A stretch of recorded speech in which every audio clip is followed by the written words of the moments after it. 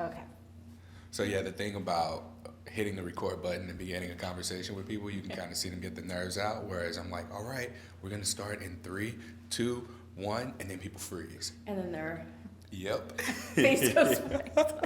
That's exactly how that works. But I find that like a more casual, cordial introduction Yeah. for a lot of people just works. And then I get to play back how you sound when you're really engaged in something. And Yeah. sometimes people's voices fluctuate. Sometimes they get really excited. Sometimes they do nervous things. But I do all of that. well, you did good for our last recording. Oh, So good. we Okay. just need to carry that over into this one. Good. Welcome to Something Positive for Positive People. I'm Courtney Brain. Something Positive for Positive People serves as an intentionally inclusive hub of sex-positive resources to equip people affected by STI stigma with the tools they need in order to navigate their diagnosis. My guest today here live at STD Engage in Alexandria, Virginia. I just hyped you up like we're about to go into a wrestling match. Tessa Robinson. That's why there's such a large echo. No one wanted to come to my podcast recording except we got one person. Can we say names? No? Elise in the building. Shout out to Elise, who's been super supportive of all of the Something Positive for Positive People efforts. And had it not been for her, I wouldn't have even known about STD Engage. So thank you so much. That's not our guest, though. Our guest is actually Tessa Robinson, who is a registered nurse in the Washington County Health and Human Services Disease Control and Prevention field, right? Correct. All That is right. where I work. Ooh, I can catch my breath now. What area do you serve? Oregon? I'm in Washington Oregon, or- County, which is part of what we call the Portland metro area. So that includes Washington County, Multnomah County, which is Portland, Clackamas County, which is kind of southeast, and then Clark County, which is actually the state of Washington, just over the bridge.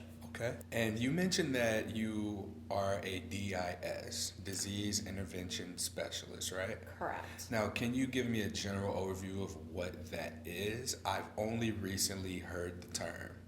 So, in a very blunt, fun way, we are sex detectives. I proudly say that. That sounds so cool. It is the coolest job. What I say to individuals when they ask about what I do, I get paid to talk about sex all day, which Yeah. I enjoy. And I imagine that the people you talk to don't enjoy it as much as you do, though, right? It depends. It really depends. My experience has been if you give someone the open space and time, they will have a discussion about their sex life and partners and what they like to do. And I find it very fascinating. I feel very humbled when I'm able to engage in that conversation. And I learn just as much as they learn when we have conversations about sexual health and Yeah. So what are some things that you've learned as a disease intervention specialist in communicating and having exchanges with people in the space that you have to talk to? what have I learned? I've learned a lot. There's a spectrum of how much people like to disclose or talk about. I really try to make it a comfortable, non-formal setting. I'm kind of casual with my conversations. That's the best way to be. Absolutely. Very non-threatening. I try to really use their language. So, Oh, you're multilingual? no. I'm kidding. I speak Kidogo Swahili a little bit, but Oh. not very much. But that was over 10 years ago. Yeah, so I've learned that, one example I guess I can give is I was seeing a client at our clinic, and we kind of go over their intake form and risk factors and different things, and he had marked that he exchanged sex for something else. While I am collecting all of his labs and, potentially treating him, I had said, well, tell me more about this. Like, how do you meet your clients? And, how does this work? Someone's been paying attention to the presentation. Yeah, and like, how does this work? And, I was really taken aback because he said, thank you for asking. Like, no one really asked, and I really like to talk about it. So if you give individuals the opportunity, they will talk to you. Mm-hmm. Sometimes more than you'd like, but it's good. Yeah. It's a good thing. I think the more people talk about sex in general, it helps to eliminate stigma, right? So, another thing I always say is, everyone deserves great sex. That's part of being a human, is having awesome, great sex. However, be safe about it. Come and get tested, use condoms. If you don't want to use condoms, use lube, prep. Yeah, You have there's all these so different many, things. so many different options available to us that a lot of times we don't even know. Everyone's aware of the penis condom. I just learned that there was an internal condom that can be used. I've also learned the importance of lube and its role in reducing the risk of STI transmission, but reducing the amount of friction that takes place. Right. So there are all these different resources that are available to us that we just don't really find out about until we need to find out about them. Yeah, it also lends well to meeting people where they're at. It's very easy to push condoms. However, I'm also a realist and not everyone uses condoms. So how can we allow them to have great sex without condoms and still, kind of reduce their risk? Not entirely, of course, but reduce their risk. And so lube, I have a condom lube dispenser in my office at the clinic, and I have it stocked all the time. And I have a discussion about, if you don't want to use condoms but you're engaging in rectal sex, use lube. It prevents tearing. One little saying that we have is, open sores are open doors. So I like to use these like punny phrases, but it's yes. And it's effective and it gets the point across. So Absolutely. In the instances where you find that people aren't necessarily using condoms or barriers, because we're talking about a time where sex is not just penetrative penis vagina sex. Yeah. So now we're talking about anal sex. We're talking about vulva owners engaging in sex with one another. So how are we encouraging people to stay as safe as they can be with such a diversity of types of partners? Yeah. So I think, again, not everyone's going to use a condom. How can we prevent or reduce risk of infection? So PrEP, pre-exposure prophylaxis, is a big one for HIV. In regards to syphilis, chlamydia, gonorrhea, any other STI related, getting tested. And that is a conversation I have with clients. It's really kind of dependent upon their risk. So, it could be every 3 months, every 6 months, every year. If you have a new partner or multiple partners, maybe you come in more frequently than if you're in a monogamous relationship. So I really like to give individuals the opportunity and really take ownership of their sexual health, right? Yeah. Is almost a disservice to kind of sit there and, kind of talk down like, you must get tested every 3 months. Yeah. And, for some people it's a turnoff, and so empowering clients is a huge thing. I think we sleep on the power of suggestion. If you suggest to me that based on the information that I gave you about my sexual activity and the types of sex that I engage in, you suggest that I be tested every other month. Like, hey, well, based on the information that you just provided me, I find that it's an important or, more suggestive way of just saying that it's a good idea. You're not telling me to do anything. I find that when people try and make you do something, there's like a natural resistance to it. Yeah. So when you're suggesting, you're giving them the ability to say, is this for my health? Is this person looking out for me? Well, they're not making me do anything. And it's more of a battle with themselves. It's, am I going to do this or am I not going to do this? It's not like, I'm going to resist you or go against what you said, screw the doctor's orders. Right. So I think that that's a very powerful way of going about that. And I love what you mentioned about how your patient who exchanged sex for services, how comfortable they got with you when you asked them, tell me more about that. Because that in itself is so powerful, because it's also building trust between the care provider and the patient, so that they're able to divulge all of the information needed in order for you to take the best care of their health. I'm friends with some sex workers through this podcast, and I get questions about sex work often. So in terms of building and establishing rapport with the doctor or with the people who provide everyday services to sex workers, so we're talking about getting STI tested. How can we get the sex worker to safely feel like they can open up to their provider is what I'm trying to ask. Yeah. Really, I think you kind of have to check yourself first if you have any sort of,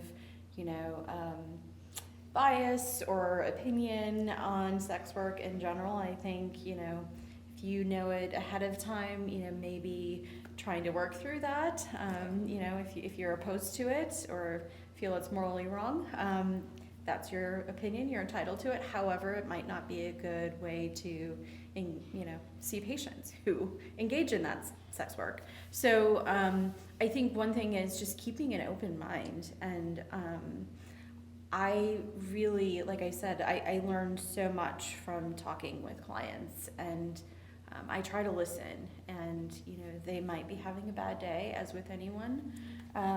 But, really just normalizing sex in general, right? There's different types of sex workers, right, or individuals who exchange sex for something. And it may be this is, their career per se, this is what they do. It may be I exchange sex for a place to stay at night because I don't have a place to sleep. Or it's survival sex where I live in a homeless encampment, and in order for me to feel safe, I have sex with a gatekeeper or someone who's going to protect me. I think acknowledging that you really don't know the full story until you ask someone. Yeah, I never heard of it that way. It really bridges a gap because sex work is not just sex for money. And there's this misconception. People don't even use the term sex work. They look at it as sex trafficking. Or Yeah. They look at it like whoever's doing it isn't doing it by choice. But this is a way that real people are able to make a real living, and just in exchange for sexual related services. There was a quote from someone, and I'm really upset with myself that I can't remember, but I follow a lot of sex educators on social media, and someone posted that if you believe a coal miner isn't selling their body for work, and you believe that sex workers are, then your problem's with sex, it's not with work.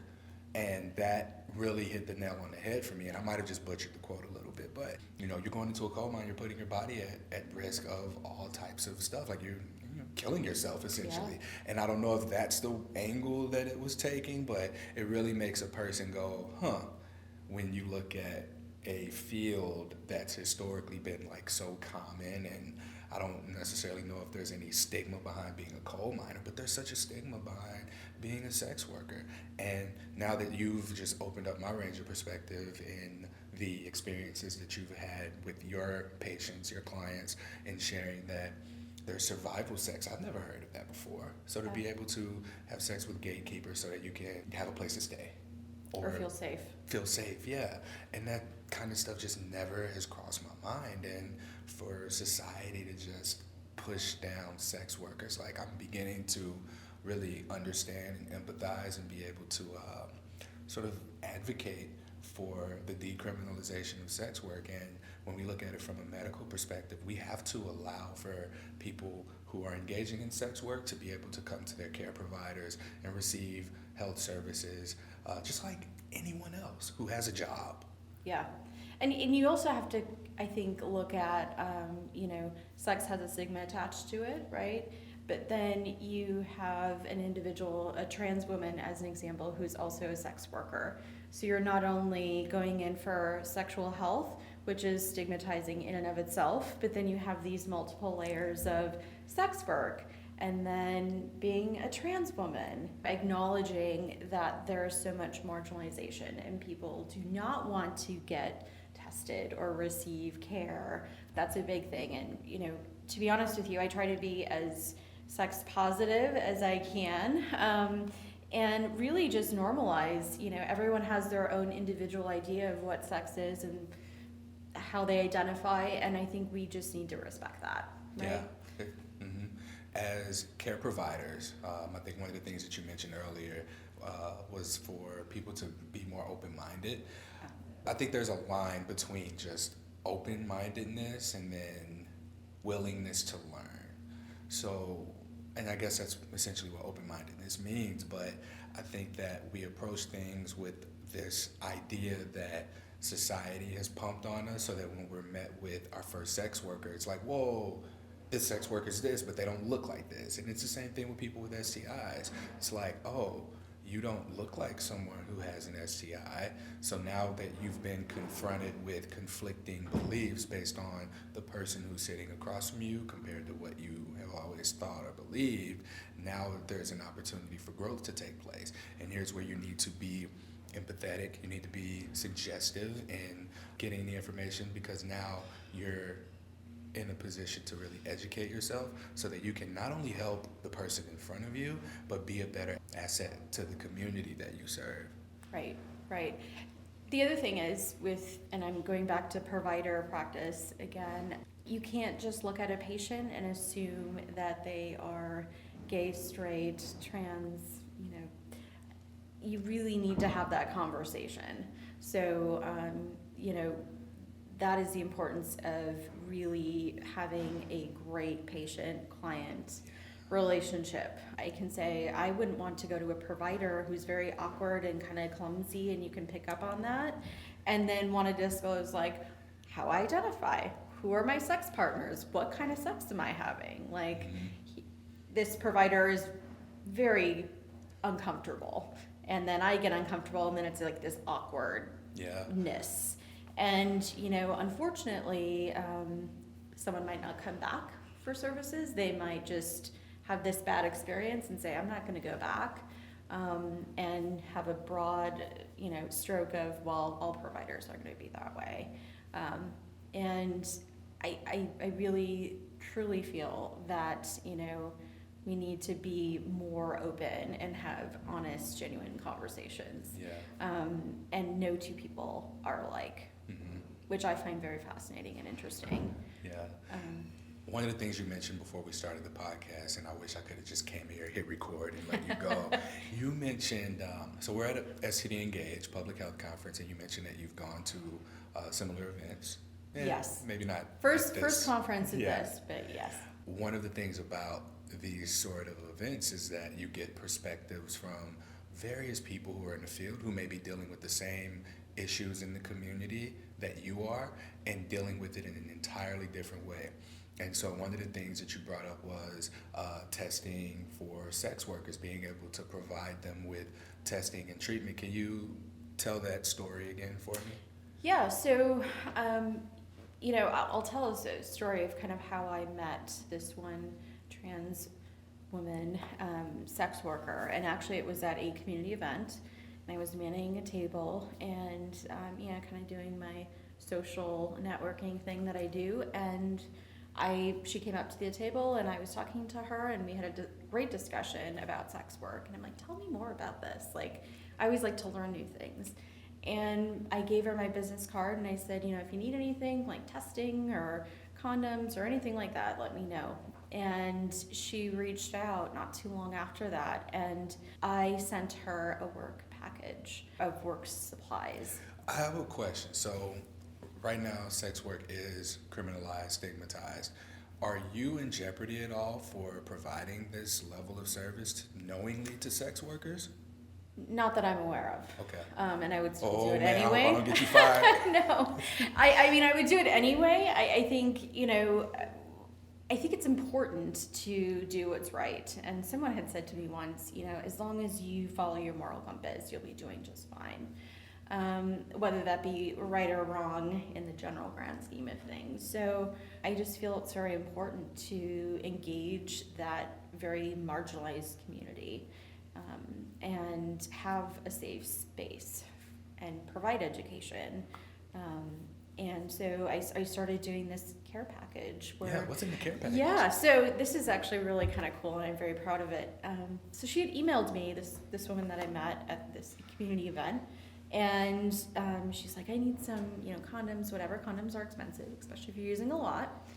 And I said, well, we have a lot we get from different organizations or vendors. So she basically emailed me, I want extra, king size condoms and lube and flavored condoms and, these different ones, and kind of like just made this checklist of what she needed. And so I put together a box. All these condoms I put in little separate lunch bags, labeled them, put some lube in there, and mailed them to her mailbox, and put some testing cards and my information for any other sex workers that she may work with that also need resources. And what do you know? I get another email not too long after that from one of her friends requesting the same thing. And I just think that's great. I think that's awesome. Yeah. You also mentioned the testing Yes. overnight. Yeah, like so making that testing was that was accessible. an outbreak session here. They were talking about, it was in Baltimore, how they were going out at night between 12 a.m., 4 a.m., and offering testing with a mobile unit. And I thought, wow, that's such a great idea. Like, you're really going to them where people need it the most, and you're accommodating. I think it's a barrier if you assume that individuals are going to come in 8 to 5, Monday through Friday, and get tested. So Yeah. I thought that was a great option. And Yeah, you want to talk about taking customer service to a whole another level, like yes. operating outside of normal business hours in order to better serve the community, and talk about what kind of trust that builds to show up for people and make it to where you're able to serve them in a way that is convenient for them. Right. Yeah. Were you about to say something? Well, no, it's just like, how can I help you? Mm-hmm. And that's the other kind of big reason why I like doing what I do as a nurse, is that I'm able to go out in the field and treat individuals, and test them. Yeah. And, transportation is a big barrier. That's something that's been mentioned throughout this whole conference, and how can we eliminate that? And meeting people where they're at is key. Yeah. And I try to be as flexible as I can within reason. Mm-hmm. And I think it shows. I really do. Okay. You gave the example of being so suggestive and building that trust between you and your patient, and look what happened. You were able to also get a referral from Yes. them, and now I'm assuming that there's a possibility of having even more referrals. It's where you were really able to impact this community just on how your interaction with one person went. Absolutely. Word of mouth is huge. Mm-hmm. Very huge. Yeah, and a lot of the organizations that we have available to people, they really thrive on need. So when people are able to come in and they're using the services, and you're able to take the information that's given to you, you're able to best serve the community based on the information that's coming directly from credible sources, and be able to build on the resources on top of that. Yes. It's these Sounded like a marginal. bowling ball. I did. Someone's bowling in the room next door. I think they heard me. Yeah. Essentially, you're able to collect information from a trustworthy resource in order to help you best serve this marginalized community. Correct. And it is very tough to get information from individuals who are, for lack of a better term, living on the fringe, fringes of society, and are really not engaged with the traditional medical healthcare system. And so, I think you can use those tools and branch out to individuals who are homeless, individuals who inject.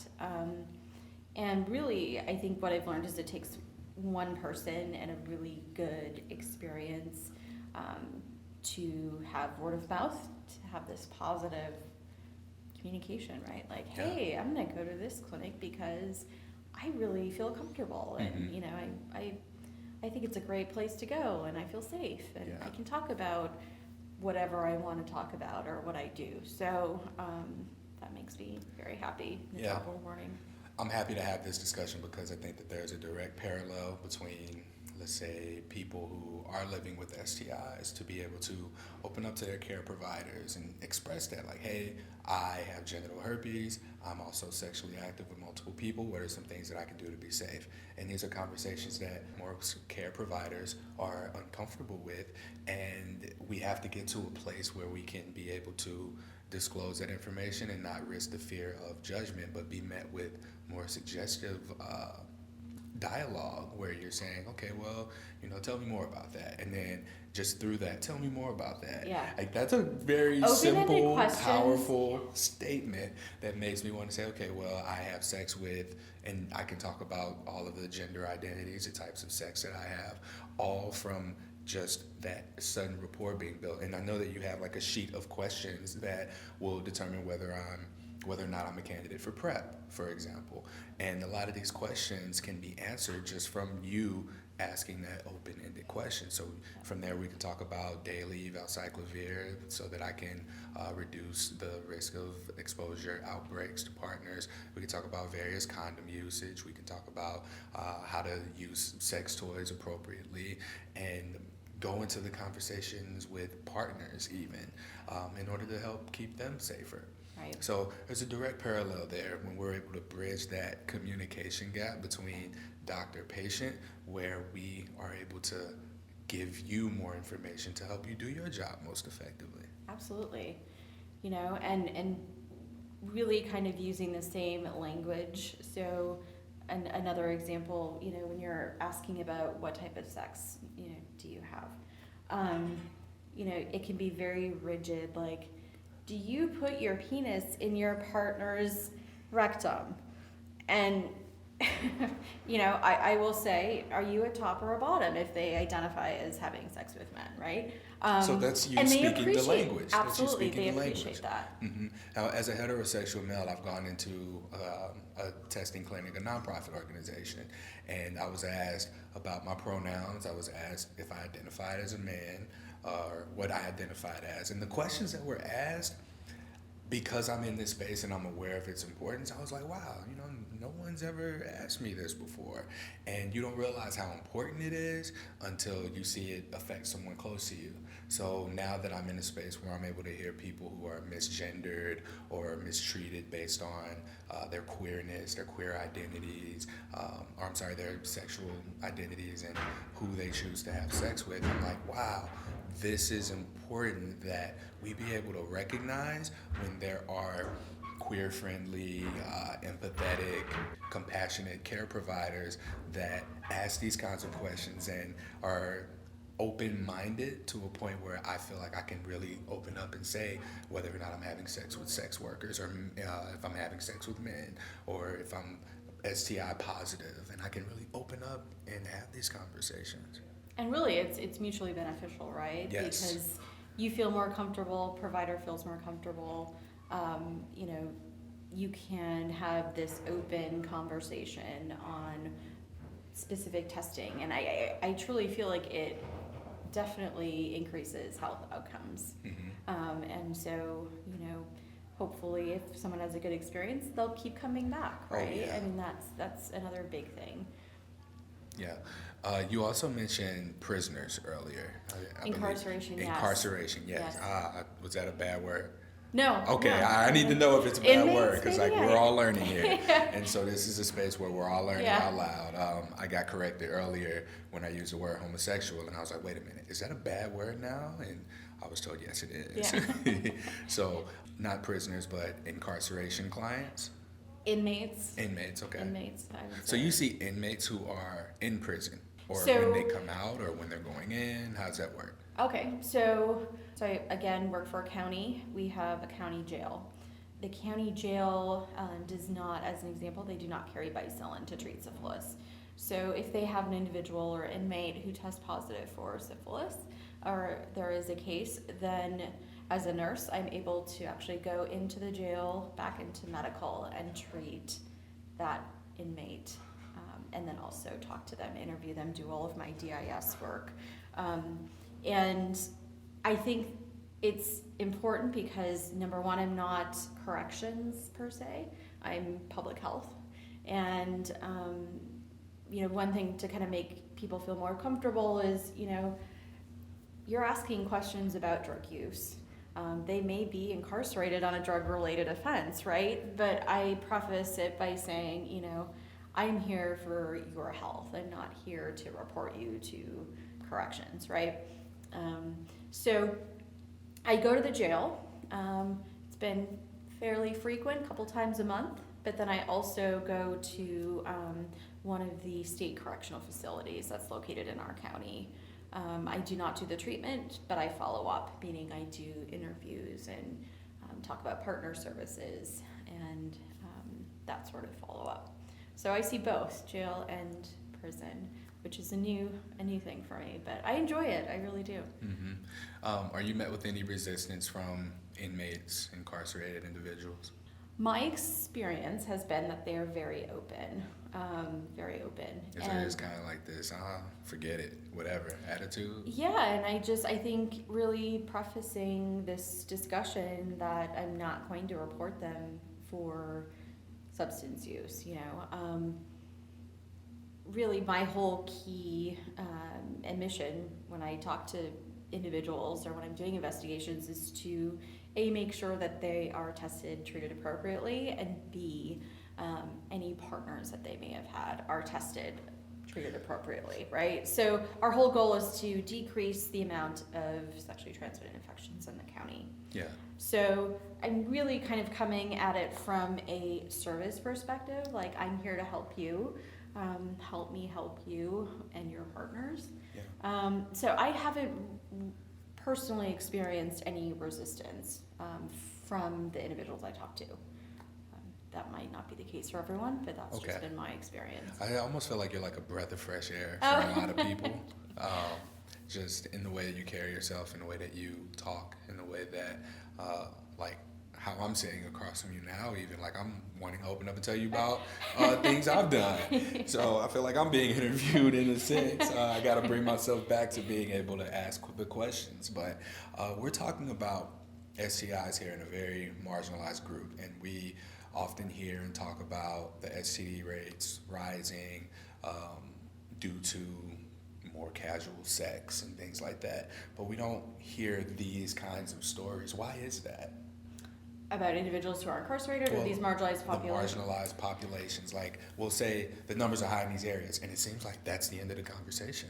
Casual sex, and then dating apps, and then marginalized groups. It's like we lump so many different things and people into just being marginalized, and that's a whole category. That's where they're the highest. It seems very dismissive to me. Yeah, I think one important thing, in public health, we like our data, right? We like our numbers. We like to be able to show on nice, neat graphs, what are our rates and what are the trends. However, there are stories for each individual behind that number, and I think that's important. So, with me, I really like to have this qualitative discussion with cases because it really lends and shows light on kind of their perspective and what may have led them to acquire an STI.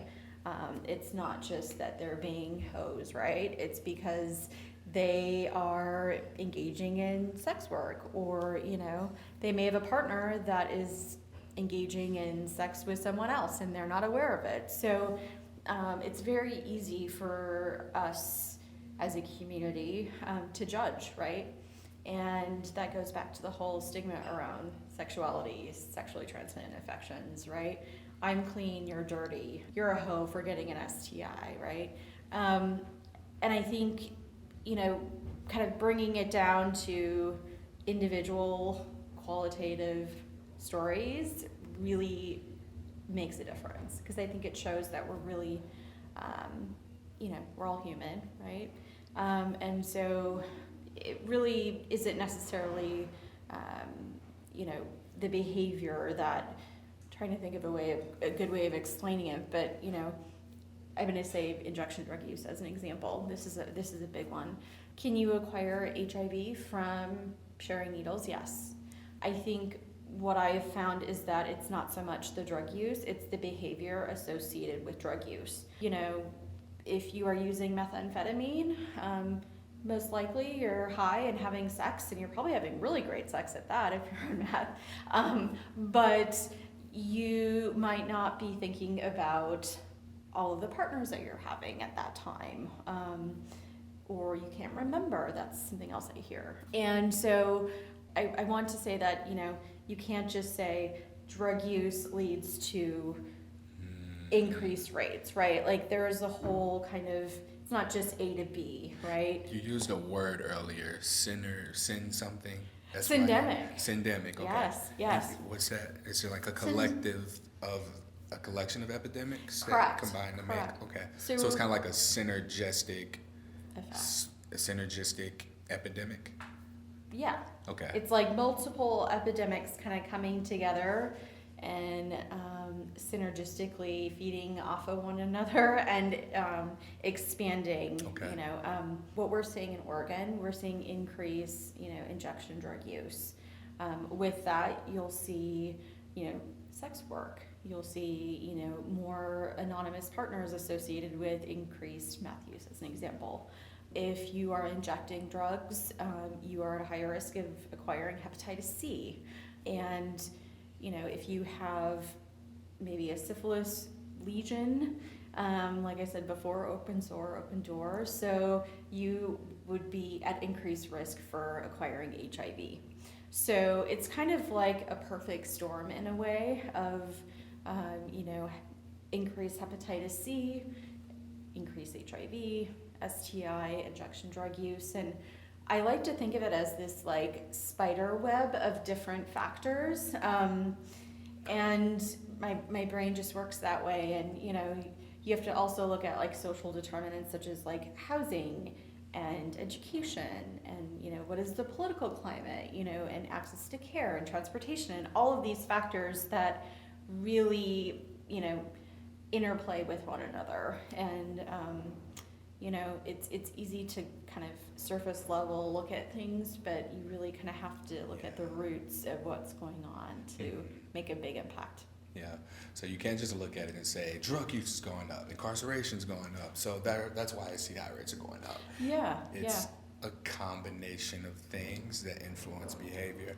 And in talking to you just now, it just kind of made me have a thought that you don't have to elaborate on. I can bring somebody else on, but it made me think about why herpes isn't in the equation here.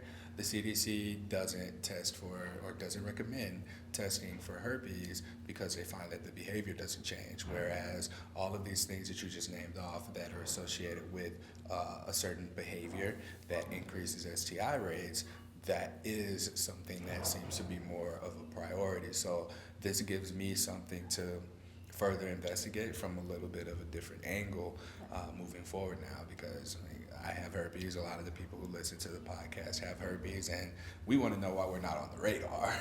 Right, and I will say, I do get a lot of questions about herpes, and as a disclaimer, I'm not a subject matter expert in that, but I can appreciate it. And I think, even just having a very minimal discussion, the very little information I do know, I think is helpful to individuals. Mm-hmm. And I think there needs to be, and I know you're working with us on resources and kind of information. Herpes, as with HIV, there's so much stigma surrounding herpes. I mean, I remember when I was in college, that was like such a bad word, and I think you're doing a really great job. Oh, appreciate that. Yeah. Someone told a story, and we will never link to who this person was, but someone told a story about someone who told a story about them finding out that they had HIV, and they were like, thank God it's not herpes. At least HIV is treatable. I was like, damn. Oh, wow. That's a great shift in perception, considering how far we've come from the AIDS epidemic to people now having the attitude of, at least it's not herpes. Yeah, yeah. Because, I mean, I've never known anyone to say that, but when I heard that, I was like, I hadn't heard that before. Wow. And I speak with people who have HIV, and I've been talking to people who have been like, well, I have a partner who's HSV positive, and I don't want herpes, what can I do? I was like, damn, that hurts. Like, you need to avoid that at all costs. Yeah, because there's no guarantee. There just isn't. Everybody is different, and that's what everybody needs to understand, is that everybody manages the virus differently, and the best thing that you can do is support your body as best you can so that it's able to fight it off itself. And just to elaborate on what you said before, you may not be the herpes expert and people have questions about herpes.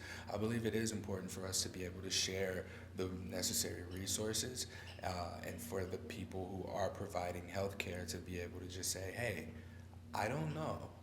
Yeah. Here's a place that would be a very good starting point and be able to reference sex education, ELD education, Emily DePaz, to be able to reference Devin Elise Wilson's Love Profound, to be able to reference something positive for positive people, or any of the support groups that we're associated with for people who are living with herpes, and to be able to connect people with the stories of people who are living with and facing the challenges of having an STI.